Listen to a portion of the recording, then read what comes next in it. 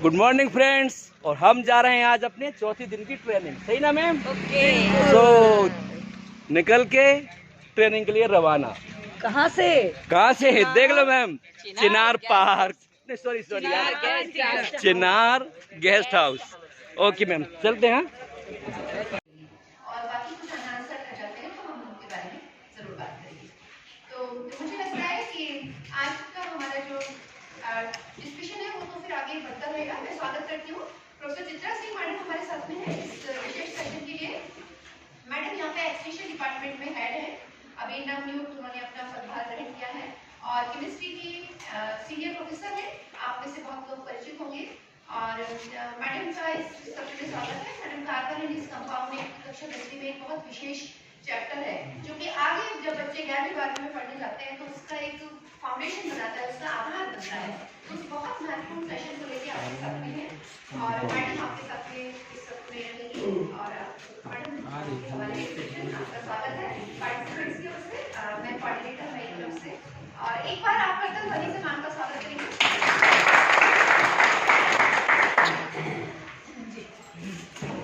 आगे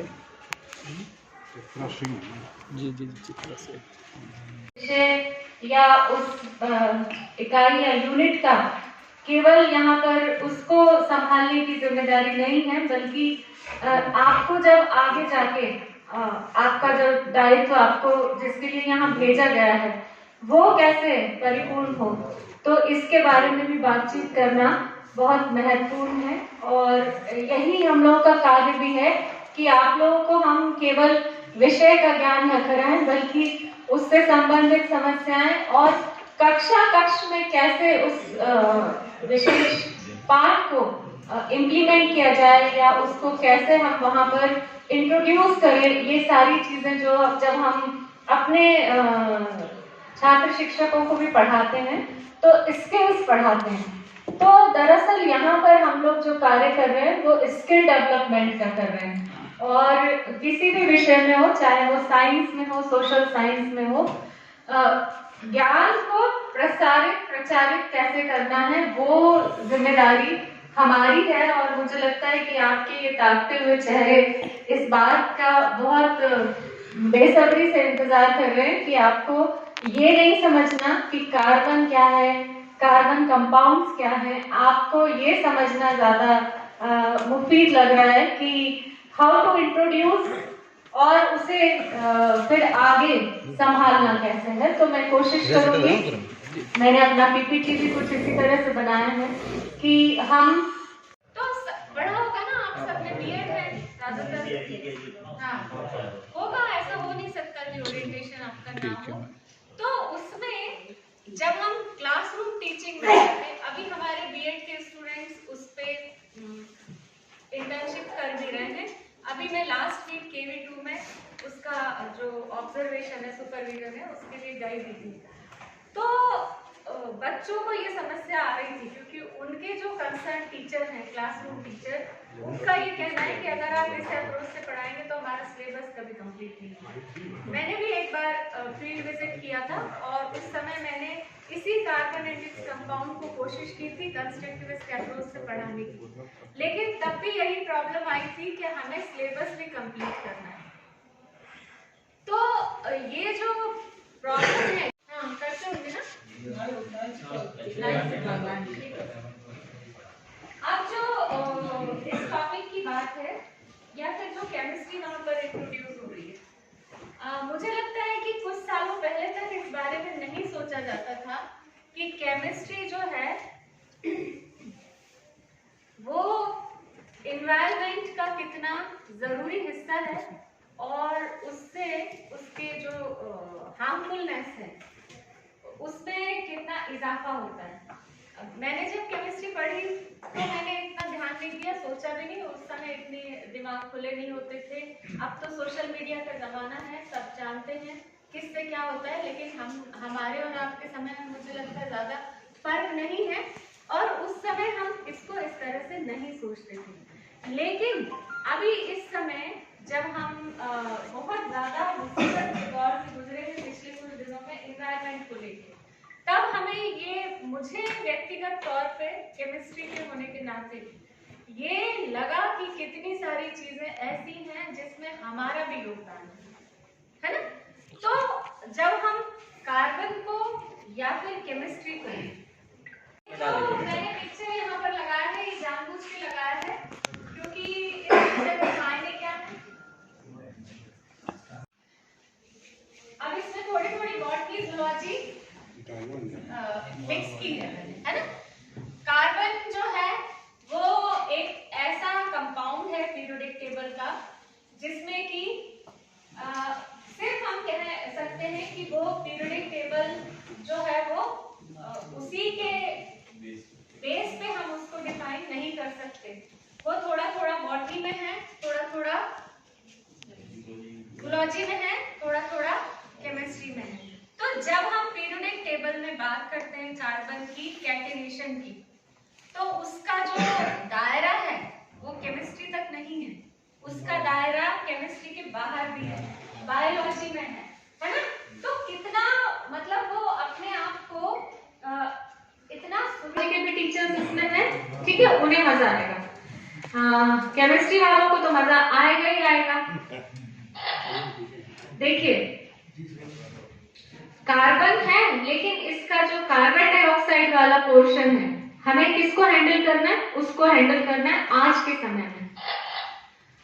मैं इसको रिपीट नहीं करूंगी, आप देखते जाइए और समझते जाइए, क्योंकि हम बाद में जब कंस्ट्रक्शन ऑफ नॉलेज करेंगे तब फिर क्वेश्चन आंसर होगा, है ना। क्योंकि जब मैं खुद ही कह रही हूँ 5E मॉडल है, कंस्ट्रक्टिविस्ट अप्रोच है, तो मुझे खुद को तो फॉलो करना ही है।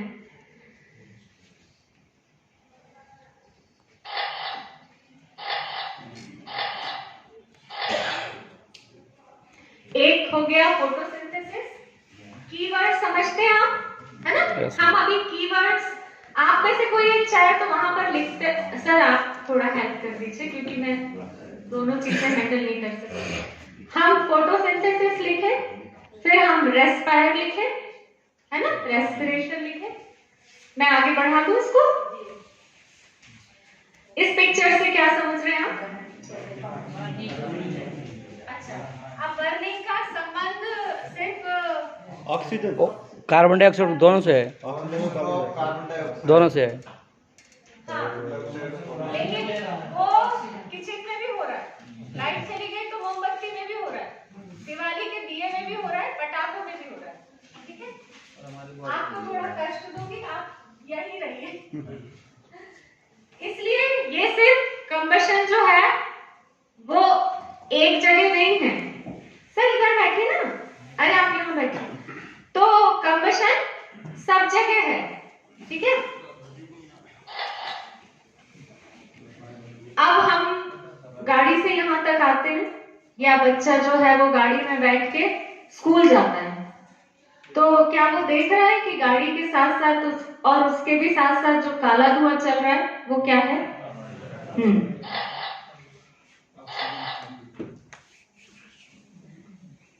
ठीक है। तो कार्बन डाइऑक्साइड और कार्बन, उन दोनों के बीच में जो रिलेशन है वो उसको समझाना है। कार्बन साइकिल की बात मैं यहाँ पर इसलिए कर रही हूँ कि कार्बन साइकिल क्या है, और अभी हम कुछ और पिक्चर से इसको समझेंगे।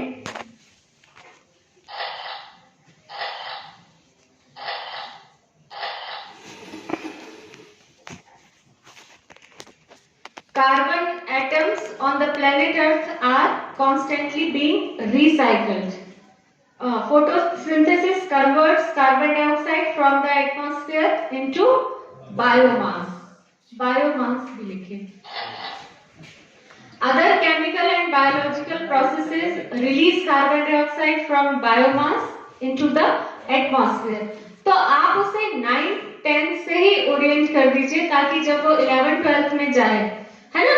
और अगर उसने केमिस्ट्री नहीं लिया 11-12 में तो खैर होगा, जब आगे की क्लास में जाए और अगर उसने केमिस्ट्री की जगह बॉटनी जूलॉजी अपना फ्यूचर चुना, तब भी उसको वो चीजें याद रहे। Now you can see this picture. आप बैठो।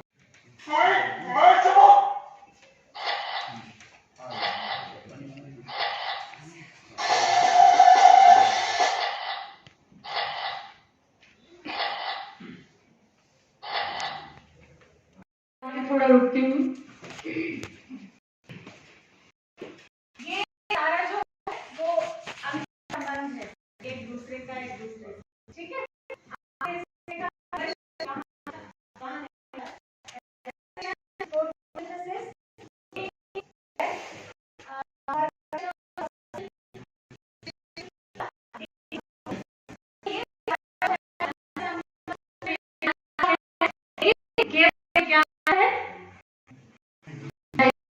ये है, ठीक है। अगर कोई नहीं भी पढ़ता हो या कोई लेमैन भी है, तभी उसे ये सारी बातें समझने की जरूरत है, ठीक है। आगे बढ़ो। अब the journey of carbon. So the example which I had already given, a typical carbon atom exists in the atmosphere as a part of carbon dioxide molecule from 360 million years ago.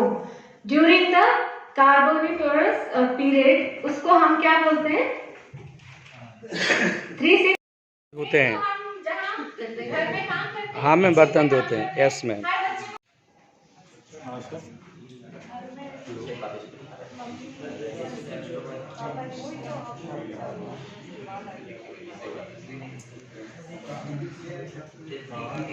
सबको share करूँगा। तो बहुत yes ma'am. आइए sir, आइए sir, आइए आइए आइए आइए सर। आप तो हम सबकी मदद। फोटो आ रही है। बिल्कुल मैम, अच्छे लोगों की फोटो अच्छी आती है। मतलब हम सब अच्छे हैं।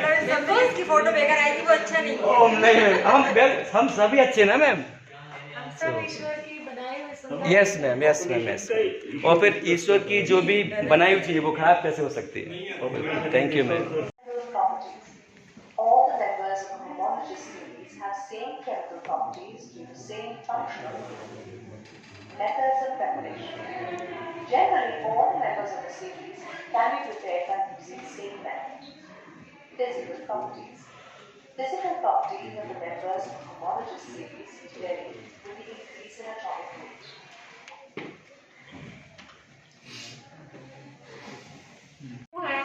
और भी उसकी डिटेलिंग फिर एक अलग है। हाँ, अब बॉडी लैब में बहुत बहुत वेलकम है। Thank you ma'am. Body lab Sangeeta ma'am है, आप आपके एक्सपेरिमेंट में हेल्प करेंगे। करण भैया, पूर्णिमा मैम है और करण भैया है, सब लोग आपकी हेल्प करेंगे। तो हम लोग आज करेंगे एक्सपेरिमेंट। हम लोग बेसिकली एकदम इजी थोड़ा सा लेवल वाला एक्सपेरिमेंट करेंगे। पहले हम लोग करेंगे ये जो आपके सामने लीफ दिख रही है रोयो की, इसमें आप स्टोमेटा कैसे देख के अपने स्टूडेंट को लाइव स्टोमेटा कैसे दिखा सकते हैं, वो हम लोग एक बार करके देखेंगे। आप सभी लोग बायो की उसको देखेंगे। तो हम लोग पहले टोमेटो पर से शुरू करते हैं। सर लाइट बंद कर लेते हो, थोड़ा स्क्रीन हम बता रहे हैं। पर्दे थोड़ा सा ही सबसे पहले आप 80% एसीटोन लेना है हमें, ये लीजिए। कलर नहीं है तो हमें क्रोमेटोग्राफी उतनी अच्छी तरीके से नहीं रिफ्लेक्ट होती, हमें पता ही नहीं चल पाता फिर। तो ये बेस है, सेपरेशन टेक्निक है। अभी हम करके देखेंगे कि इसको कैसे किया जाता है। तो बायोलॉजी में तो आप लोग स्कूल में जरूर कराते होंगे। मैं रिक्वेस्ट करूंगी केमिस्ट्री में नहीं कराते और सिंपल चॉक से कराएं। मैडम और स्केच पेन की बूंद डाल के पानी में डाल दीजिए तो वो कलर सा लग रहा है। वो जो एग्जॉस्शन यहाँ हो रहा है वो एग्जॉस्शन चॉक में आप यहाँ पे अलग अलग मार्कर के ड्रॉप लगाएं और उसको स्केच पेन की बूंद लगा के आप उसको सॉल्वेंट में कर दें। पानी में भी सिंपल कर देता है। तो पानी में लेकिन क्या है, वो थोड़ा थोड़ा फैल जाता है। तो वो यहाँ से आपको पता चलेगा कि वो जो कलर की बूंद आपने यहाँ लगाई थी स्केच पेन की ऊपर तक ट्रेवल कर जाती है। और एक कलर यदि आप ब्लैक करते हैं तो ये हमारे पास जो पेपर स्ट्रिप रखी है, ये हम होता तो ये फटाक से पूरे कलर ऊपर तक आ जाए। ऑरेंज कलर ऊपर फिल्टर पेपर नहीं, कलर बढ़ना शुरू हो गया पेपर आना हुआ है। क्रोमेटो नहीं, क्रोमेटो पेपर। क्रोमेटो का पेपर थोड़ा सा ये एक फर्स्ट कलर आ गया। क्लोरोफिल ए आता है ना, ऐसे ही आप ये पढ़ते रहेंगे। पेपर आता है इसीलिए इसका नाम रखा है ना पेपर।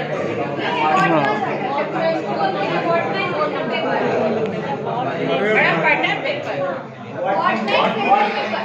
क्रोमेटोग्राफी पेपर करके आता है मार्केट में, क्रोमेटोग्राफी पेपर करके आता है, वो आप अलग अलग शीट में करते हैं।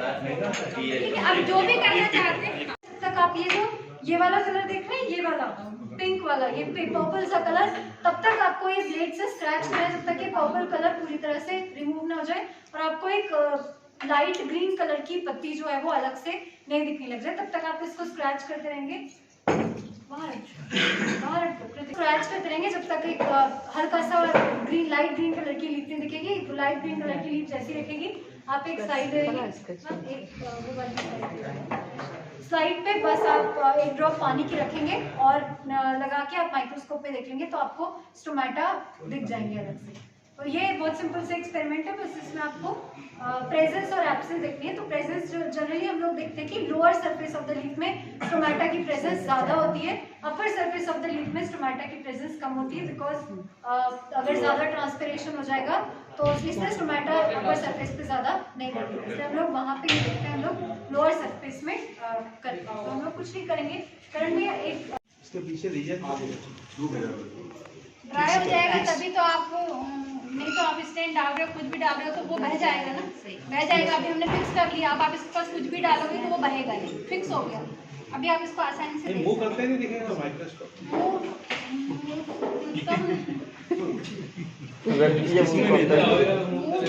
मूव नहीं करेगा क्योंकि हमने उसको फिक्स कर दिया है। नहीं ऐसे इन जनरल देख सकते हैं। हाँ लाइव है, आप ऐसे मैडम सुखा ले तो सुखा भी सकते हो, वो डिपेंड करता है टाइमिंग के ऊपर। जल्दी के चक्कर में इसमें नहीं तो क्या ये ग्लिसरीन माउंट हुआ है कि कनाडा वाला से? पूछ लीजिए।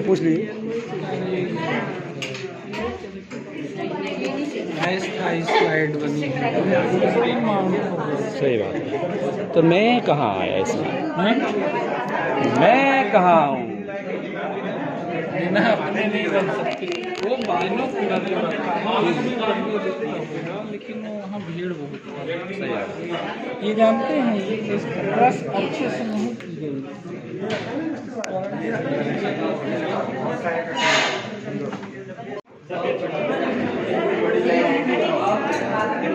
दिखाई दिया सर?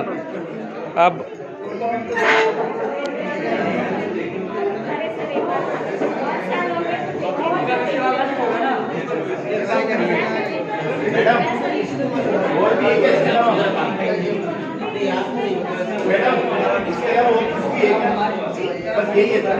सर मैं देखूं? सर इसको पकड़ लीजिए, मैंने आपकी रिकॉर्डिंग कर दी, चालू है, आप देख लीजिए। उसमें इधर पीछे बस चालू देख रहा है, लगा दिया।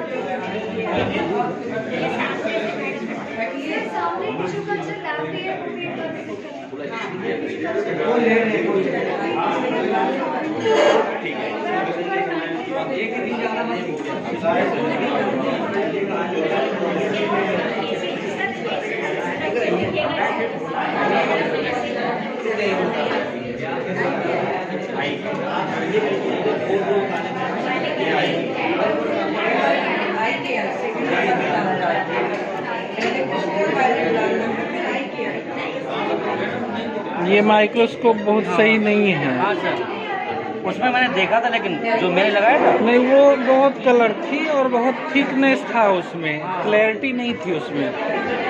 मैंने देखा था ना उसको। ये वाली पत्ती है तो ये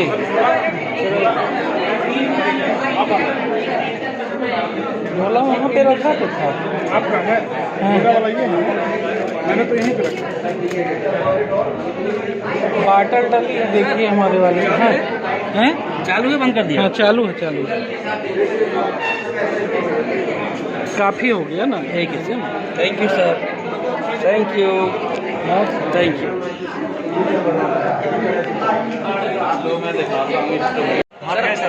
सर आपने देख लिया? देख लिया सर? सर देख लिया आपने? देख गए वो देख गए। बैक्टीरिया, बैक्टीरिया देखे जिंदा कौन से?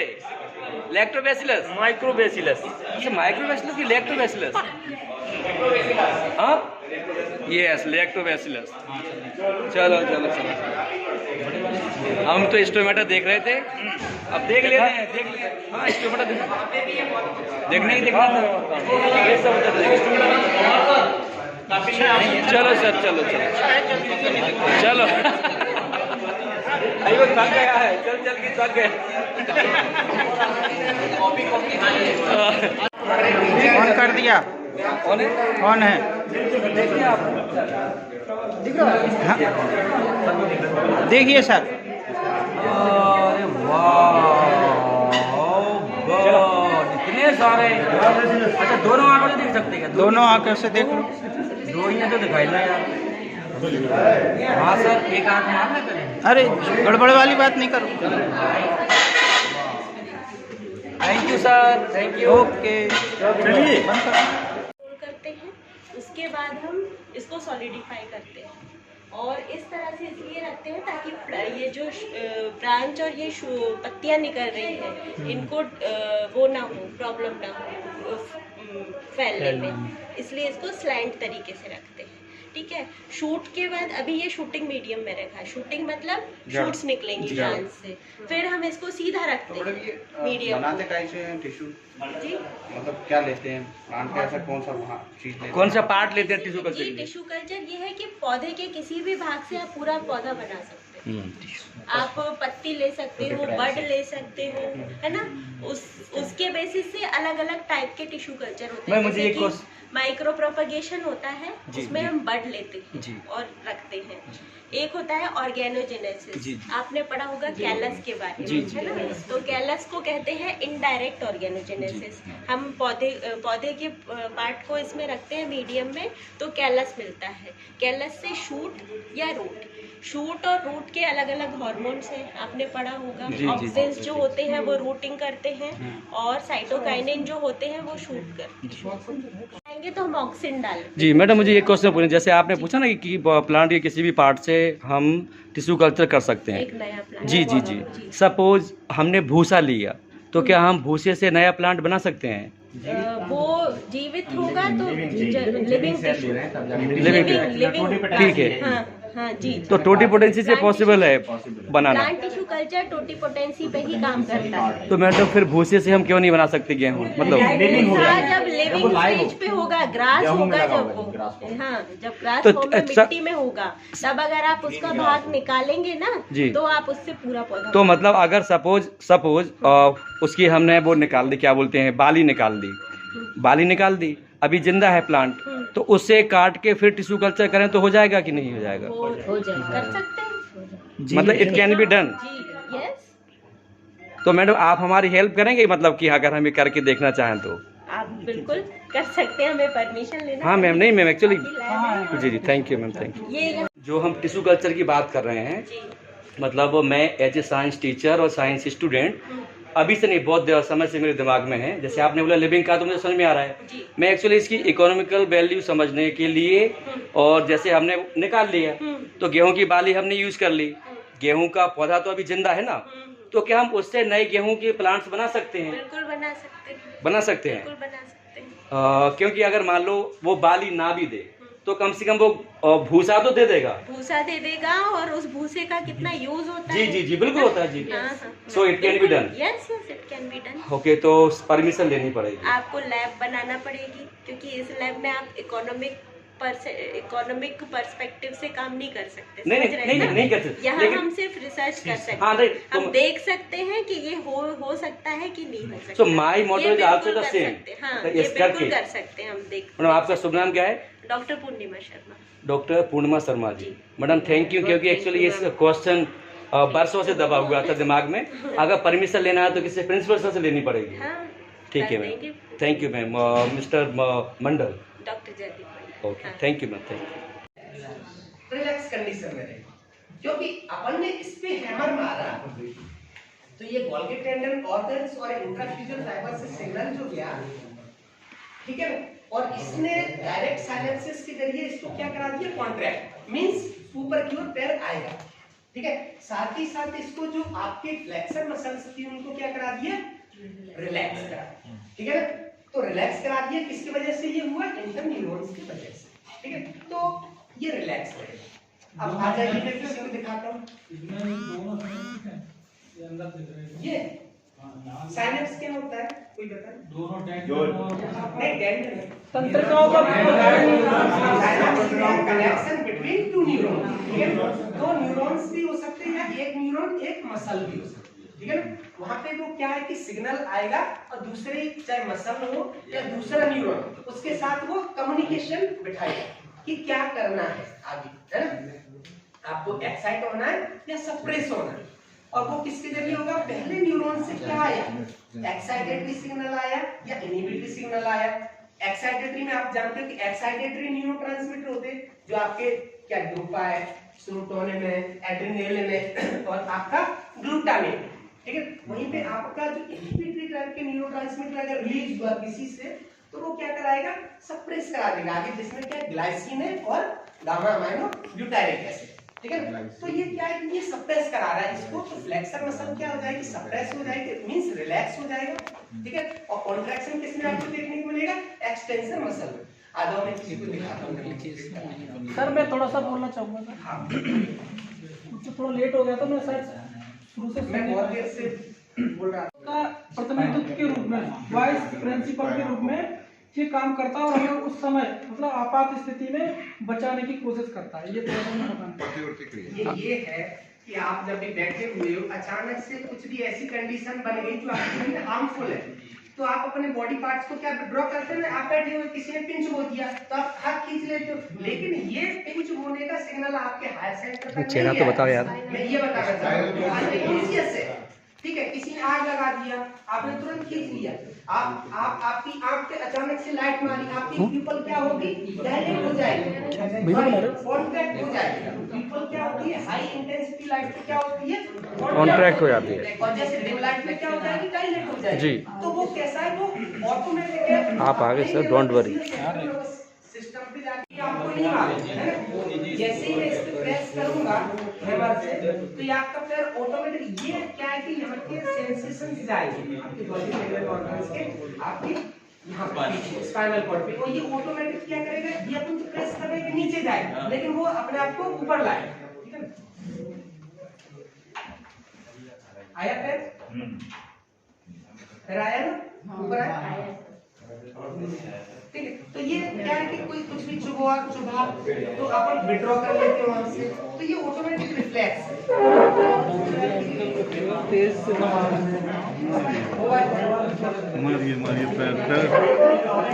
Sit down, please. ये सेंस कराएगा ब्लड ब्रेन बैरियर, नाम सुना है, ब्लड ब्रेन बैरियर, इसे कौन फॉर्म कराएगा, आपके ग्लियल सेल्स कराएगा, ठीक है। दो तरीके के माइलिनेशन होता है, एक आपका सीएनएस में डिफरेंट टाइप का माइलिनेशन होगा, पीएनएस में डिफरेंट टाइप का माइलिनेशन होगा, और दोनों के लिए अलग अलग सेल्स है। जैसे आप यहाँ देख रहे हो, और यहाँ पे आप जो ये देख रहे हो, ये रीजन, ये बात, ये आपके सेरेब्रल हेमिस्फीयर है, ये छोटे से थे, इतने ज्यादा डेवलप नहीं थे, वही आप यहाँ पे जैसे जैसे चलते जाओगे ये डेवलप होते गए, ठीक है ना, ये डेवलप हुए, ठीक है। और एक ये वाले नहीं है, ये आपके ऑप्टिक की प्रोसेसिंग है, ये आई विजन से रिलेटेड है, ठीक है। ऑल्फैक्शन वही आप देखोगे कोलमस लिविया में, इसमें देखोगे ऑल्फैक्टरी सिस्टम्स काफी ज्यादा रिड्यूस हो गए। आप बर्ड्स में देखोगे उनमें एक अच्छी सेंस स्ट्रेंथ की नहीं होती है ना, कुछ बर्ड्स को छोड़ के, प्रीडेटर बर्ड्स को छोड़ के वो ज्यादा सेंस पे निर्भर नहीं करती, लेकिन ठीक है ऑप्टिक उनके ठीक है। लेकिन यहाँ पे आप ग्रेजुअली देखोगे कि सेरेब्रल कॉर्टेक्स बढ़ता गया, और यहाँ पे तो इतना ज्यादा बड़ा है, आप देख रहे हो, हालांकि ये किसका, रैबिट का ही है ना, रैबिट, सॉरी डॉग का है, मैमल है ना, है तो मैमल, ठीक है ना। तो यहाँ पे आपके क्या ऑल्फैक्टरी और आपके ऑप्टिक लोब कहीं ना कहीं समवॉट रिड्यूस हुए, और वहीं पे आपका cerebellum as well as the cerebrum ये इनलार्ज हो गया, ठीक है।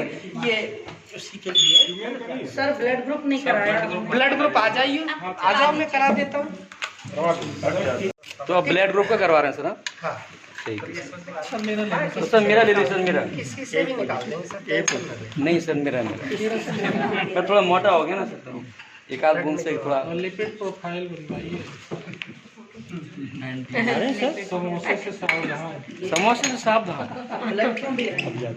मैडम, आपने इतना खाया है मैडम, इसे संस्थान का एक बूंद तो देनी चाहिए ना।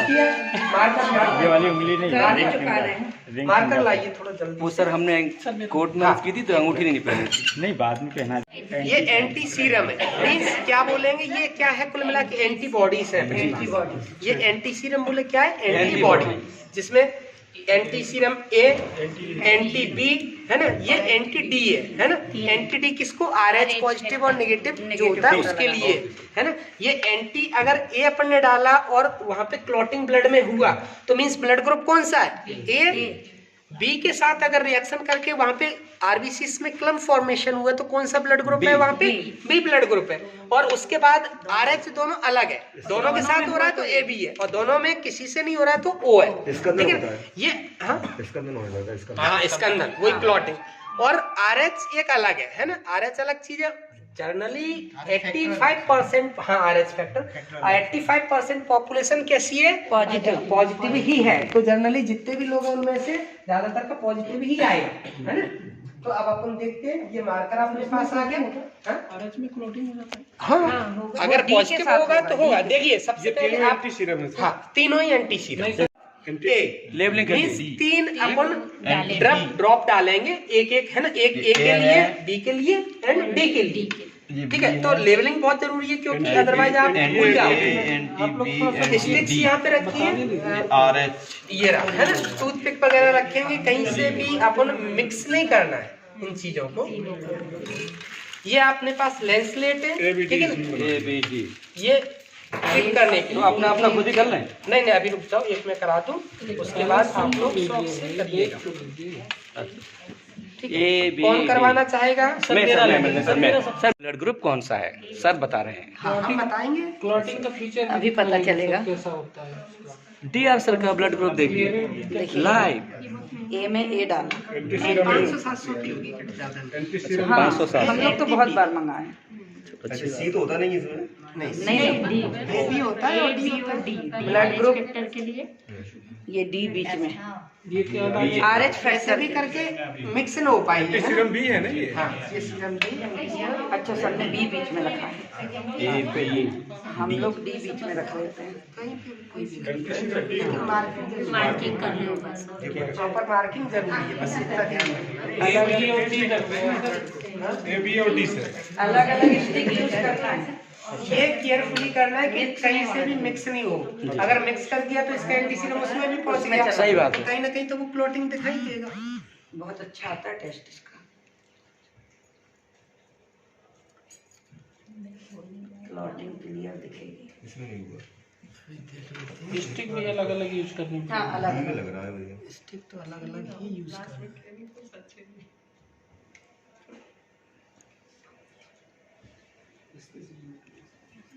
सब शांत हो गया कि अब किसी का ब्लड ग्रुप ना निकाला जाए, मतलब नहीं वो का खून खराब आ रहा है। शांत होना थोड़ा जरूरी है ना, उसको देखिए सही ना, बात, सही बात। क्लॉटिंग का फीचर देख लीजिए बिल्कुल। कैसा है। ठीक है होगा ही नहीं।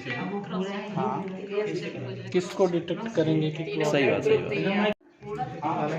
जहाँ तक मालूम पड़ रहा है वो O पॉजिटिव ही है। हाँ सर, वो पॉजिटिव ही सर। वो पॉजिटिव है ना, तो आप देखो आ चुका है। क्या सर? पॉजिटिव है ना, हाँ हाँ तो वो आ चुका है। ये अपन ने डी डाला, यहाँ पे देखिए लाइट चलाओ, हो गया, लाइट चलाओ, लाइट चलाओ, मोबाइल से लाइट मोबाइल चलाओ। तीन हो गया, स्कंदन हो गया। हाँ हो गया ना, हो गया, तीनों में हो गया तो पाँच। नहीं ऐसा नहीं। एक में होगा। देखिए अब आप देखोगे यहाँ पे, देखिए ये क्लॉट फॉर्मेशन हो गया है ना, छितरा वितरा टाइप का बन चुका है। ये बिल्कुल सेक है, यहाँ पे कोई भी क्लॉटिंग नहीं बनी है ना। ये इस पर बना नहीं है तो मतलब ये रिएक्ट नहीं कर रहा ना, तो ए रिएक्ट किया तो ए एंटीबॉडी एंटीजन है ही नहीं आपके आरबीसीज के ऊपर, बी भी नहीं किया है तो बी भी एंटीजन नहीं है आपके बॉडी इसमें, केवल RH वाला किया है तो RH ओ का मतलब हाँ तो वो पॉजिटिव है ना। RH सर एक और कर लीजिए मेरा ए बी, सर मेरा बी अगर ये क्लॉटिंग नहीं होता ना सर, तो ये नेगेटिव है, तो नेगेटिव हो जाएगा। और ज्यादातर 100 में से 85 लोग पॉजिटिव वाले ही आएंगे, क्योंकि एशिया में जितनी भी पॉपुलेशन है 85% पॉजिटिव है। और आप लोगों ने हार्डी विल्बर पढ़ा होगा,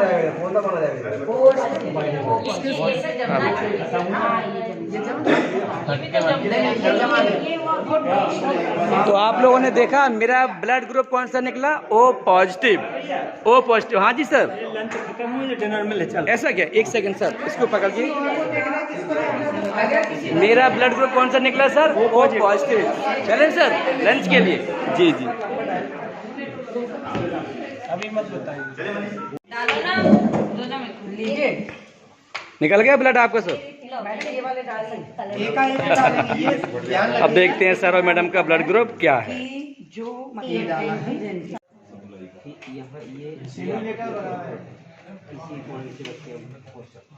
एलईडी के 2 लेग्स होते हैं, 2 पैर होते हैं एलईडी के। एक थोड़ा सा लंबा होता है और एक छोटा होता है। तो जो लंबा वाला है वो पॉजिटिव होता है, उसको एनोड बोलते हैं, ठीक है। और जो छोटा वाला होता है वो कैथोड होता है। तो अब अगर मैं यहाँ रखती हूँ इसको, तो यहाँ देखिए लिखा हुआ आ रहा है एनोड और यहाँ लिखा हुआ आ रहा है कैथोड, ठीक है। अब मैंने एलईडी को देखिए ऐसे में जमाया है, ठीक है। अब मुझे अगर इसे बैटरी से पावर करना है, सप्लाई के लिए यहाँ से मैं बैटरी शूट कर लेती हूँ। ये 9 वोल्ट की बैटरियाँ हैं, इसे ड्रैग करें इसमें नहीं, इसमें बीच में ऐसे ऐसे 9 वोल्ट में पैसे किसी को कहाँ जल्दी बैटरी चलाएगा हमारी नहीं आ रही। अच्छा, विकास जी कह रहे हैं एलईडी को चेक करना इम्पोर्टेंट है एक्चुअली। जब भी हम वो करेंगे तो एलईडी ये एलईडी ठीक है। और ये सेटिंग लेवल है, ठीक है। तो एलईडी पे बेटा हमारी नहीं जली, देखिए कैसे पकड़ लीजिए। नहीं जली। ये बड़ा मिला दीजिए, ये छोटा। हाँ नहीं जला तो नहीं हुआ, मतलब खराब है। अरे सर नहीं जल रही मैडम। हमारी एलईडी नहीं जली है चौहान सर। बैटरी खत्म है, हमारी बैटरी खत्म हो गई। हमारे जो आपने बैटरी दी थी वो खत्म हो गई है। अब दूसरी एलईडी जली आपकी? जली कि नहीं एलईडी? जली जली जली जली, ठीक है। इनकी जली, हमारी नहीं जली। चौहान सर एलईडी जली? नहीं जली सर। क्यों? बैटरी खराब? बैटरी खराब है। हाँ सर, कोई अनुभव सर? बैटरी जली? बैटरी अभी नहीं जली। एलईडी जली? एलईडी जली? क्यों नहीं जली? क्यों नहीं जली सर? क्योंकि एलईडी खराब है। एलईडी खराब है। मास्टरों को टेस्ट करने के लिए खराब एलईडी दी गई थी। सर हमारी नहीं जली सर, एलईडी खराब है। ये ना एलईडी दूसरी लाते हैं। और अब हमारे सर करके दिखा रहे हैं। हाँ सर दिखा रहे हैं करके अपना ऑफिस सर। यहाँ पे एलईडी जल गई। एलईडी जल गई। अध्यक्ष आप नहीं देख पाए? वो एक्चुअली इसकी बैटरी के ऊपर डिपेंड करता है। काफी टाइम की बैटरी होगी तो फिर अगर नहीं भी चलेगी जल गई सर। आइए सर, जल गई जैसे। लेकिन जब हम नेगेटिव को पॉजिटिव पे करते हैं, पॉजिटिव वाले को नेगेटिव पे करते हैं, उसके साथ हमारे कुछ भी नहीं चलेगा। उसका वोल्टेज ड्रॉप आता है माइनस पॉजिटिव और आ गया सर। 1.5 वोल्ट।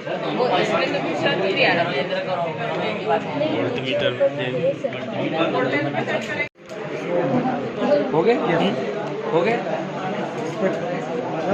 ये रेजिस्टेंस चेक करना है ना। अभी तो अभी कितना बता रहा है? ठीक है सर। एक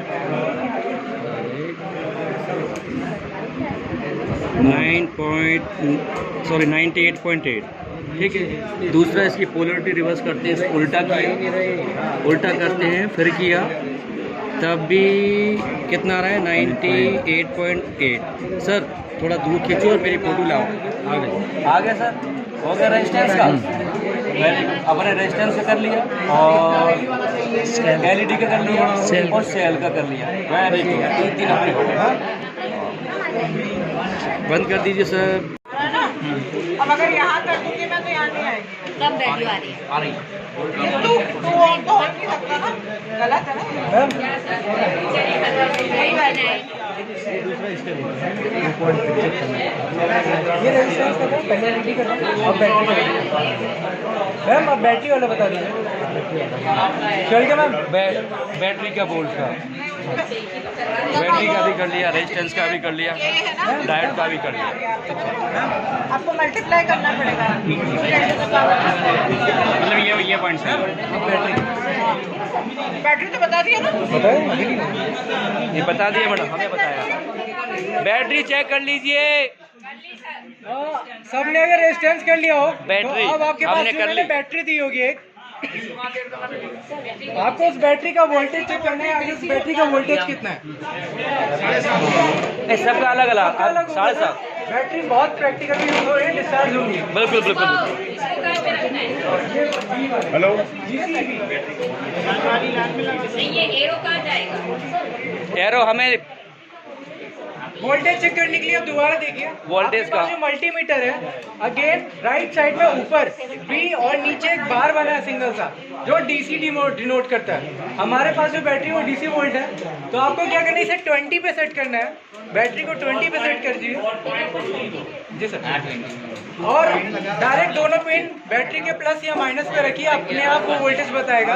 अगर नेगेटिव में आ रहा है, यानी आपने जो अभी अपना प्लस लगाया है वो बैटरी के नेगेटिव पे लगा है, और अगर वो पूरा प्लस लिखा है मतलब प्लस प्लस से कनेक्टेड है और नेगेटिव नेगेटिव से कनेक्टेड है। ठीक है, तो आप लोग AC DC का क्या चक्कर है? कैसे, जैसे अभी मैंने बताया, एक्चुअली जब आप पॉइंट नहीं होगा मैम, 2 पॉइंट समथिंग